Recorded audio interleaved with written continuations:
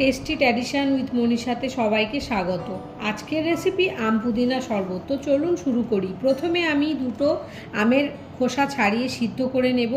এখন সিদ্ধ করা আমের থেকে আঁটিটা বার করে আমটা নিয়ে নেব। এবার এই আমের মধ্যে এক মুঠো পুদিনা পাতা, 2 থেকে 3 টুকরো আদা, একটা বীজ বের করা কাঁচা লঙ্কা, পরিমাণ মতো নুন ও অল্প পরিমাণ চিনি ও জল মিশিয়ে আমটাকে ব্লেন্ডারে ব্লেন্ড করে নেব এবং স্ট্রেনারের সাহায্যে এটা স্ট্রেন করে নেব। মিশ্রণটা আপনি যে কোনো কাঁচের পাত্রে 6 থেকে 7 দিন প্রিজার্ভ করে রাখতে পারবেন। এখন গ্লাসে 3 থেকে 4 চামচ ম্যাঙ্গো পাল্প দিয়ে তাতে ইচ্ছে মতো আইস এবং ঠান্ডা জল দিয়ে বিট নুন ও জিরে ভাজা মিশিয়ে নিলেই রেডি আম পুদিনা শরবত। এটা দেখতে ভালো লাগার জন্য উপর থেকে পুদিনা পাতা সাজিয়ে নিলেই রেডি হয়ে যাবে আম পুদিনা শরবত। গরমের দিনে এটা বাড়িতে আপনারা অবশ্যই ট্রাই করবেন, আশা করি ভালো লাগবে। ভিডিওটি ভালো লাগলে লাইক করবেন, এরকম আরও ভিডিও পেতে চ্যানেলটি সাবস্ক্রাইব করবেন।